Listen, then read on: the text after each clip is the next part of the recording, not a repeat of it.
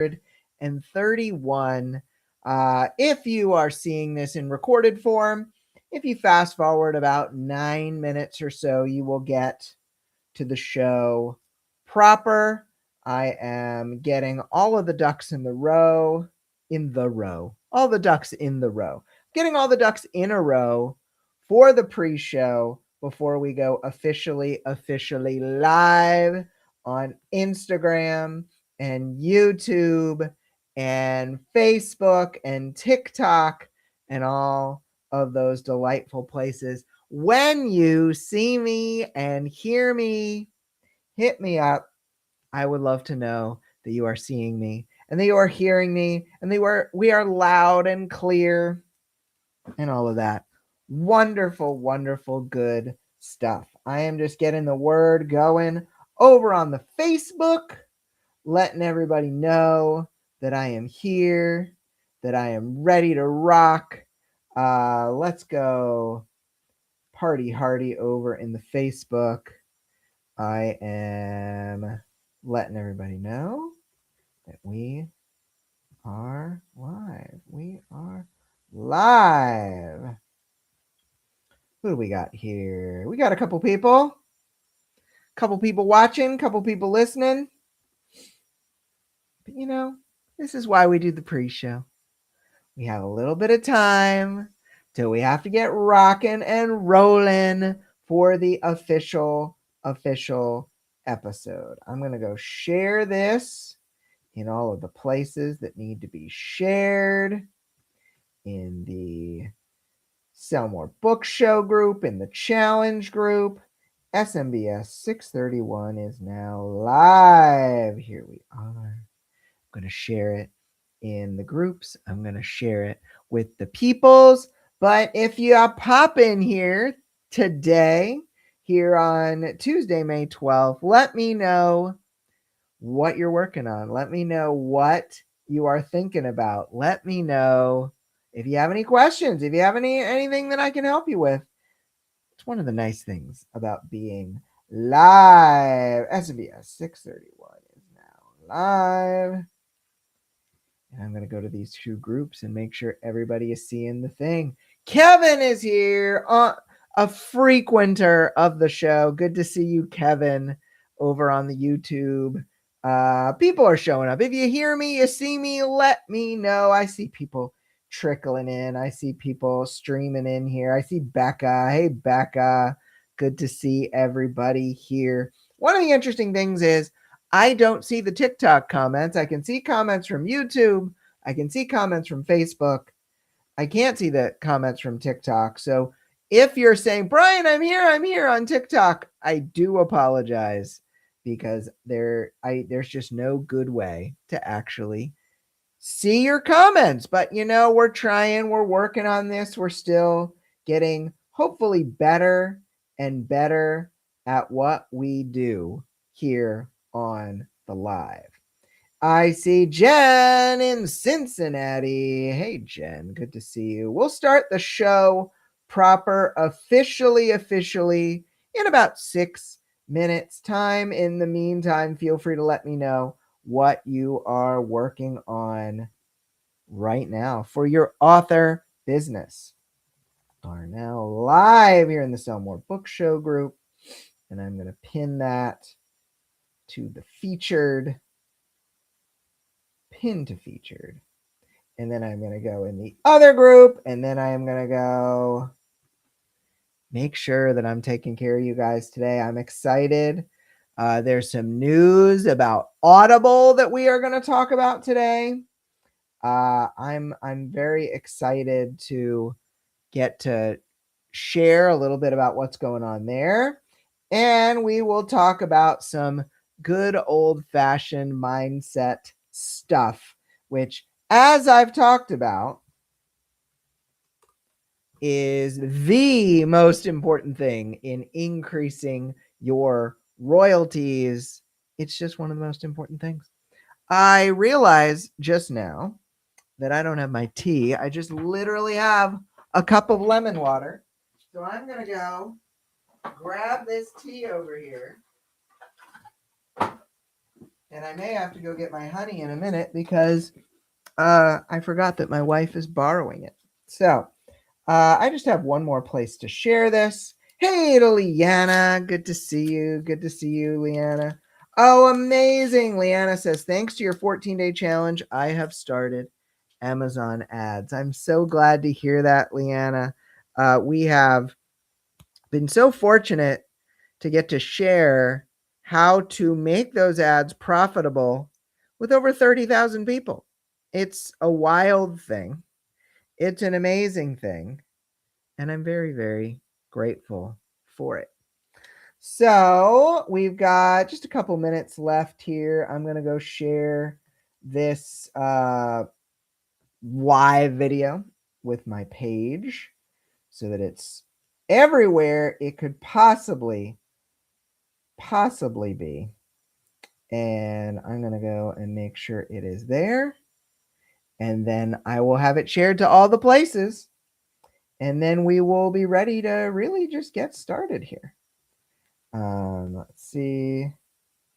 Yes, 631 is now live. Share that with everybody. And then I will make sure that folks are seeing it, believing it, all that good stuff. We are now live. Love it, love it, love it. Let's see who else we got here. Let's see, someone to block. And awesome. Let's see, we got 19 people here watching. I am so happy for every last one of you. We've got about 3 minutes left here until we start the show proper. Hey, Marcia. Good to see you. Perfect. We're going to get started very, very shortly. I'm going to go get that honey that was stolen. Stay tuned, I promise.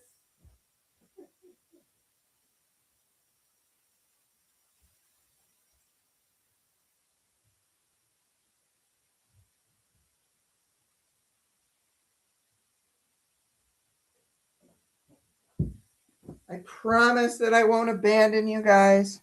I just needed to get a little bit of honey.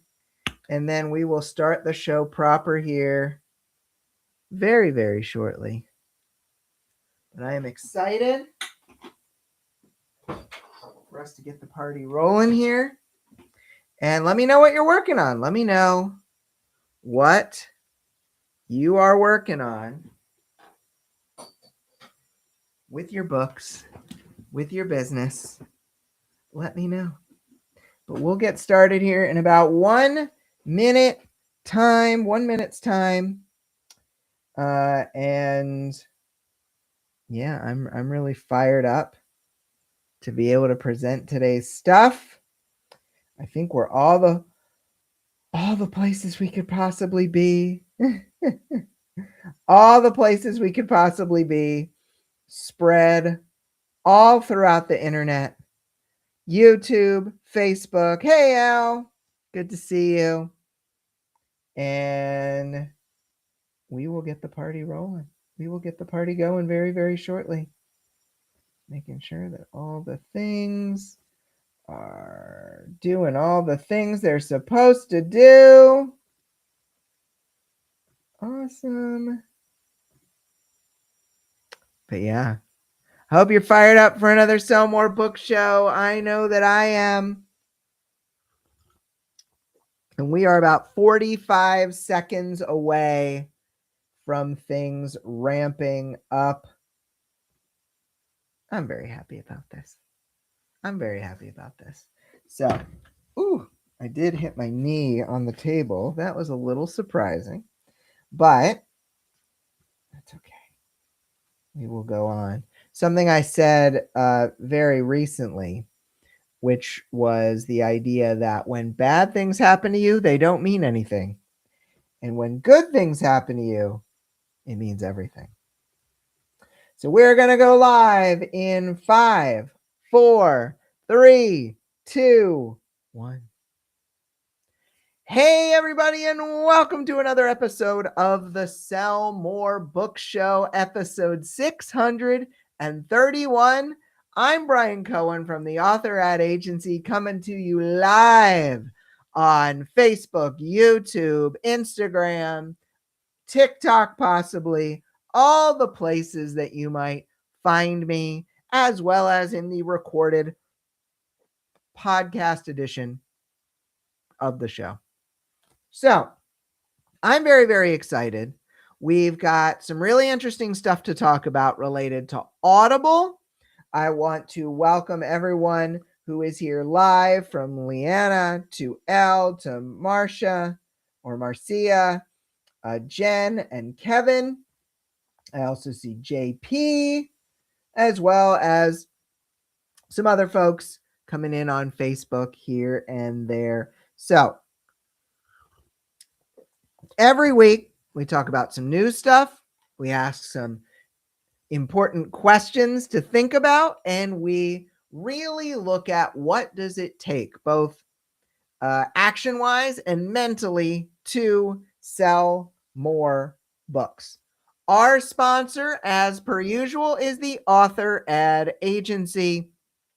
I am so delighted that we get to welcome new clients every single week.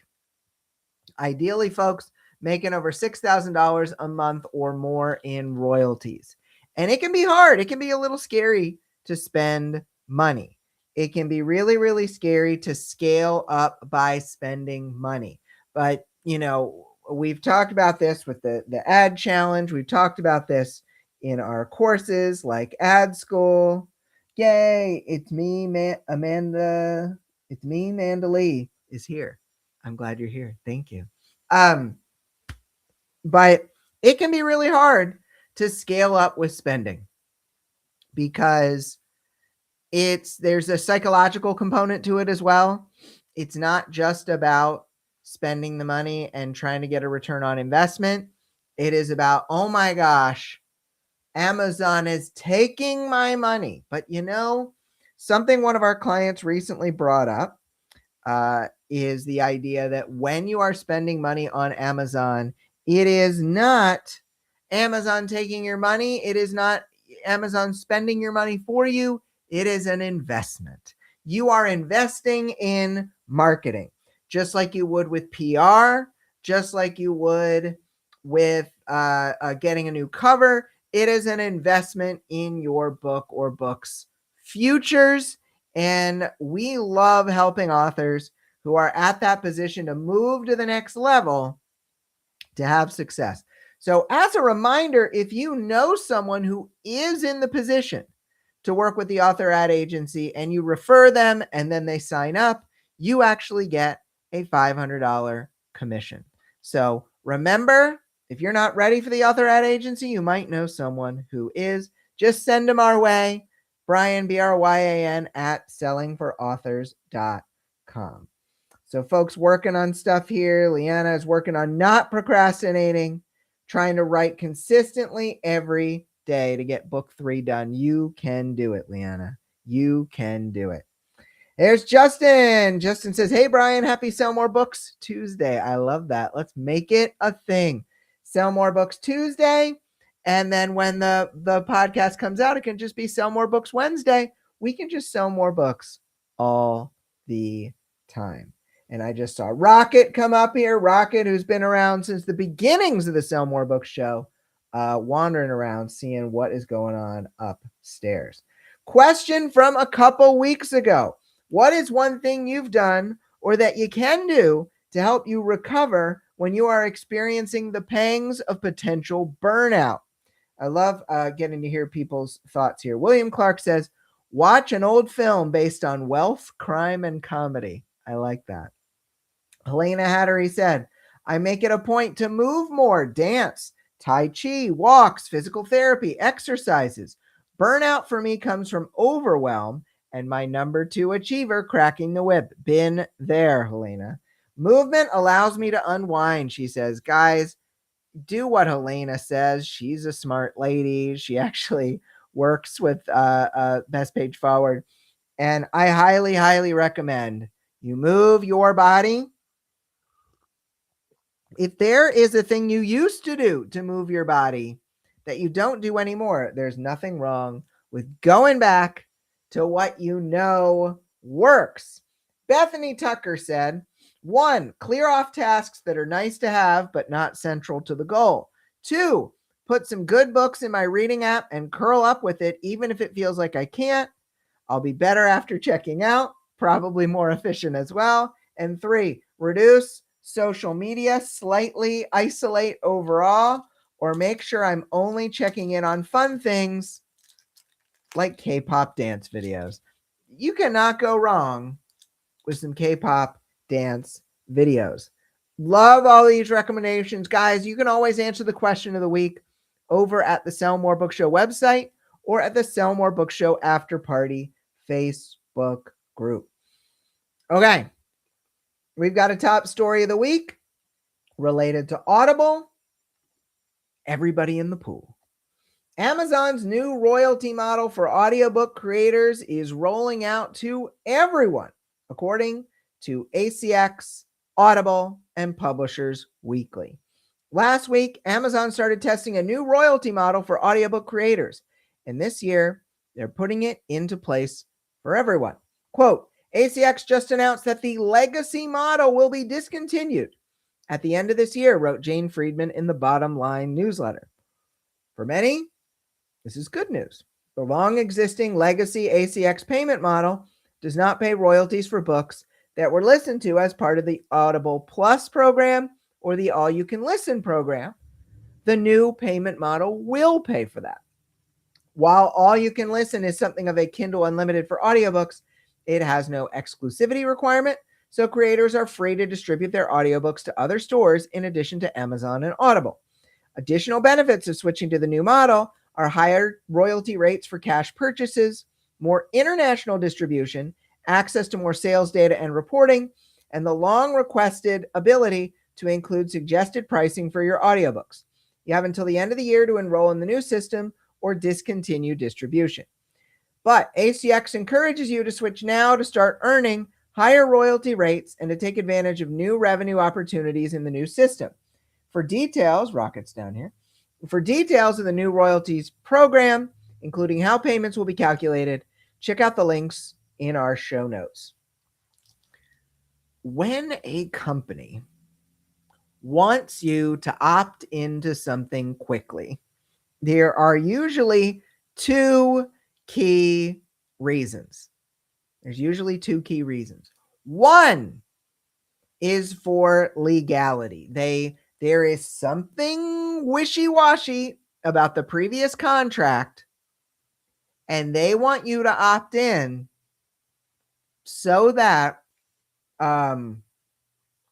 it covers their butts. It has nothing to do with you on that legal side. It has everything to do with them. And so, as I move this crinkly thing out of my pocket. So that's one thing that could be happening here. It is very possible that there is something weird, something fishy with the old ACX contract, and they need to cover their butts while there is a legal loophole. Second thing here, and this is all speculation. There is an increase in royalties in this contract. The change is putting you up from 20% for non-exclusive Audible sales to 30% in non-exclusive Audible sales, and going from 40% in exclusive, if you're exclusive to ACX, to 50% exclusive if you are in ACX. Why is Audible increasing the percentages? Why is Audible increasing the percentages? It's a really good question. Could this be that they are trying to compete? There are now other distributors out there. Could they be trying to compete with the other audiobook distributors that work with Chirp and these other retailers. Could this be an attempt to compete? Maybe. That honestly would be very encouraging. I'm all about them trying to compete. But I am reminded, and this is one of those things that I benefit from in having been in this industry for 12, 13 years. I'm very much wondering if this is tying up a few loose ends from the past. A long, long time ago, Audible and ACX had a different royalty distribution model. Some older books, I don't remember when this was changed, 2014, 2015, I'm not entirely sure. There was an escalator. If you sold a certain amount of audiobooks for a title, you could go up to, I believe, even 80 or 90% return. And there was a grandfathering in. The people who were before that time, those titles were grandfathered in and new titles were not. I have never heard that those terms went away for those people. I have never heard that those high royalty terms went away for those people. But I suspect that if you opt into this new thing, and it sounds like you can't be distributed through ACX if you don't opt into this thing by the end of the year, I suspect it's tying up that as a loose end. So maybe it's this combination of they're trying to compete, but they're also trying to get those folks who were early adopters. They're trying to get those folks who were maybe earning 70%, 80% royalties on some of their audiobook titles from the beginning. They're trying to tie up those loose ends. All speculation. But let's throw in a third thing. Amazon and ACX has been trying out this all-you-can-listen model. There was an iteration a couple of years ago with romance books that did not go well. People were paid a very, very small amount, and people were pissed, and so they opted out of it. Do we really think that being involved in all you can listen is actually going to pay decently well? I'm not sure, but I know that when they did it before, it was not amazing. And so by getting people to opt into this and trying to get people to opt into all you can listen, could you actually be making less? I don't know. It's speculation, but I am not really on the side of assuming this is all good for authors. So I would say proceed with caution before opting in exclusively just to try to get bumped up to 50%. Proceed with caution before opting into all you can listen, just until we find out what the real terms actually are. So, the question here, Hot Potatoes of Wisdom, has the increased popularity of audiobooks changed how or when authors should invest in them? I know a lot of authors are going to the virtual voice. They're trying to do AI generated audio. It still hasn't really taken off as far as I can tell. But as far as getting an audiobook out there, the rule of thumb remains. If the book is selling well and the genre is an audiobook forward kind of genre, like there are a fair number of audiobook sales in that genre, it can be worth it. It's still going to take time for you to earn back that investment, though. And so it very much is not something that you do. If you're not selling much, I would not recommend, if you're not selling much, I would not recommend saying that audiobooks are going to solve your problem. This is really something to help books that are selling well to sell even better. And Justin here says, my books aren't in audio form because I've never liked the royalty options. And there are challenges with the royalty options for sure. Second, hot potato wisdom. Are there downsides to enrolling your audiobooks in the all-you-can-listen program? I reiterate my potential concern with this one because I just don't know. I still know that plenty of authors have the bad taste in their mouth from a couple of years back when there was an all-you-can-read, all-you-can-listen-to program for romance authors, and it did not go well. It did not go well. Folks, we're going to get to the lightning round here, but I want to remind you that more people find out about the show when you share it. So whether you're listening to the recorded version or you are listening here live on Tuesday, please feel free to share the show, even if you just share it on your own profile, or you copy and paste a link from YouTube and share it and say, hey, this guy knows what he's talking about. I would appreciate it because I know that more people can hear about this. I want more people to hear about some of the things we talk about here every single week. We're getting to the lightning round. So, first question of the lightning round. What is one starving artist habit you're still clinging to?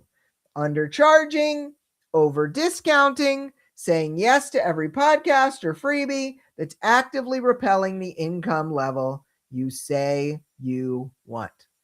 And so I'm going to answer this generally for everyone. So, starving artist habits. What are some of the starving artist habits that folks stick to? I see a lot of people still undercharging. I see a lot of people still undercharging for their books. And I know this is something that Scarlett with the Groundbreakers team is regularly seeing. If you are stuck at this desire to have 99 cents or $1.99 for your book, chances are you are leaving money on the table, especially when it comes to advertising. Because here's the thing, y'all. Readers do put a certain value on books. And if they see that a book is 99 cents, they might think it is worse than a book that is $4.99. And generally, we have seen in past anecdotal observations that there is not a ton of conversion difference between $2.99 and $4.99, but you could be leaving $1.50 on the table per sale by charging $2.99 instead of $4.99. Also, we have found, especially in the author ad agency, that when you have higher prices, you are more likely to get a return. Keep all of this in mind. That is definitely a limiting belief that you have to charge a low amount for things. Second one, what would your business look like if you trusted that slowing down wouldn't cost you momentum? That the right readers, sales, and opportunities aren't going anywhere just because you took the weekend off? I love this question. So, how would your author business look if you weren't rushing around all the time? If you weren't desperately trying to finish the next book? If you weren't going from thing to thing to thing like a chicken with your head cut off? How would things look? Well, personally, I have been slowing down. I have been doing less. I have been handing more off. I have been saying no to more things. And the money has not stopped.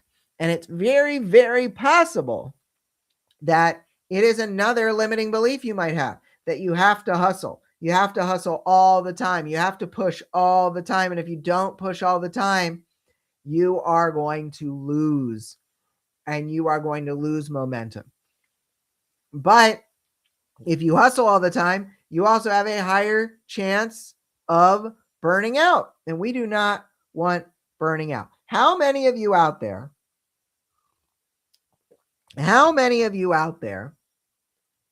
feel like you would like to try on the slowing down and not slowing down the money? Slowing down your to-dos, slowing down the effort you're putting out there, but without slowing down the money. How would you feel? Tell me Those of you who are live, I would love to hear what you have to say about that. But in general, I want you to think about this. Is it possible that I could slow down with the income staying the same or going up? Third question. What would change in your launches if you fully believe that the right reader is relieved to find your book, not annoyed that you mentioned it for the fifth time this week? I love this mindset shift. What would it feel like if you weren't worried about being a sleazy salesperson and you were actually in this situation where readers were happy that you told them enough times to see it. They were relieved that they caught it. Oh, I missed this the last 4 times. Thank you. That they were joyful that you put it out into the world a fifth time. Because you know what I found? Look, this goes back to the 14-day author ad profit challenge that Liana was just taking recently. There is a possibility that you can email 16 times in 14 days and people not unsubscribe. I have the proof. I have the numbers to back this up. And so, more often than not, you are not emailing enough rather than emailing too much. So, I want you to keep this in mind. Please, please keep this in mind. I wanted to see Deb in here. Someone was commenting. I wanted to make sure I saw them. Whatever. I didn't see. Don't worry. But I see you, Debbie. You were in here. I see Rosina as well. Awesome. So hopefully that mindset idea is an interesting one for you to consider. I like this. Okay. Picture the version of you who has already sold 10,000 plus copies. How does she talk about her book at a dinner party? How does she write a sales email or respond to a refund request differently than you do now?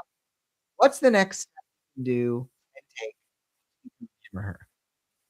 I like this. Let's think about this. Let's close our eyes and put ourselves in this mindset. Think about it. I am an author who has sold 10,000 plus copies of one of my books. What does that even look like? How do you feel? What is your day to day? How is your day to day different? What is, something that you are now striving for? What is the next goal? What are you generally a lot of the authors I meet who've sold tens of thousands of books, they aren't that different than the authors who've sold 50.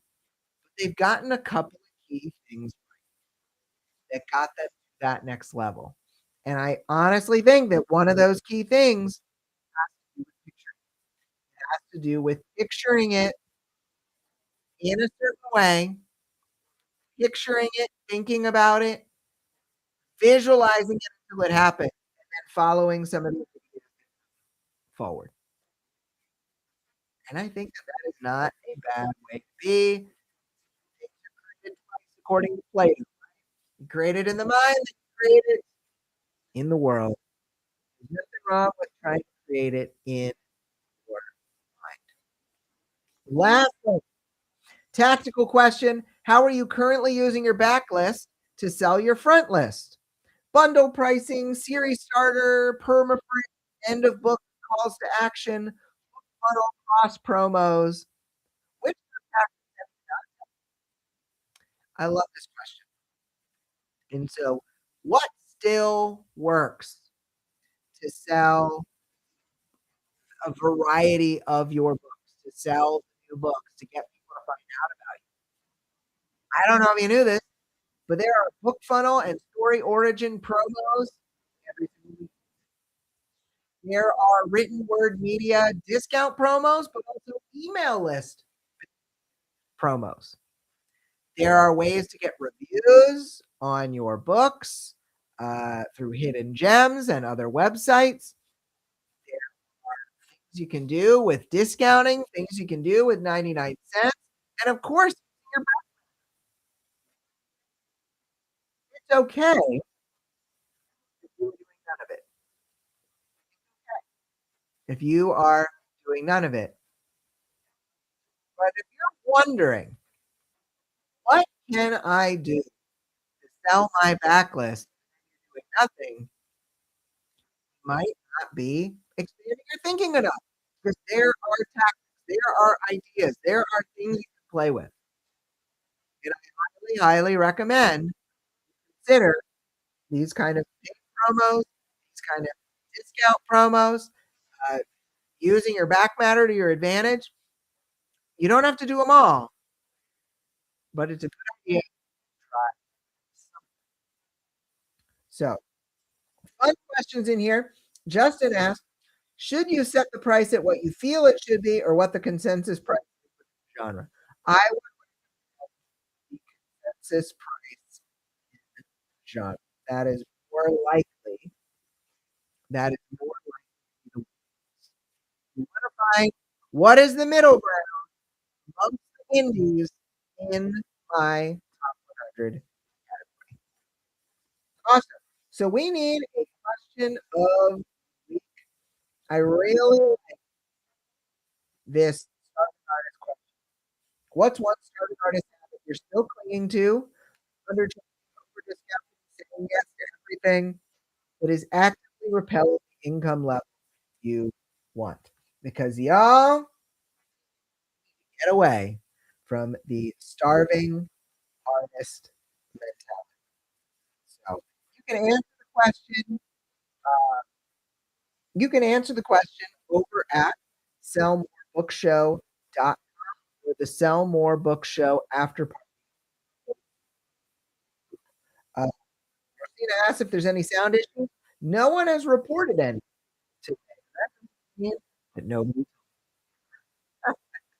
So hopefully it's just your device. But we'll find out, I guess, if the show sounds bad. Y'all, you can answer that question of the week. I would love to hear your answers if you made DVD feature. We got a couple of great things coming up.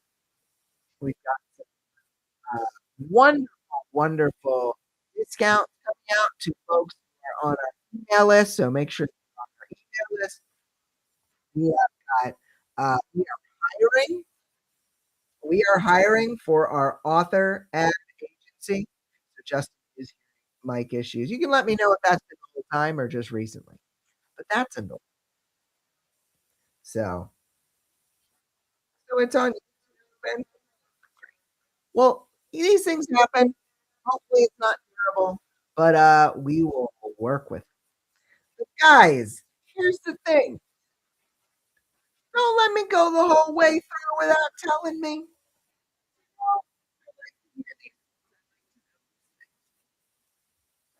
But next time, so we are hiring for our author ad agency.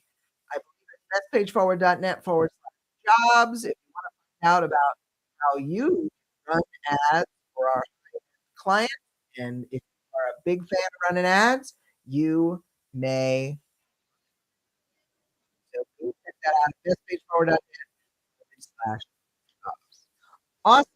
Well, thank you guys so much. I hope you enjoyed the episode, whether or not the sound was functional. Hopefully, at least on the where I'm recording it, it was. But we will, yes, that's all we can do. But thank you so much for watching today. We'll be back next week with another episode, of course. I hope you have a great week of book selling, everybody. And we'll be back next with episode 632. Take care. Bye bye.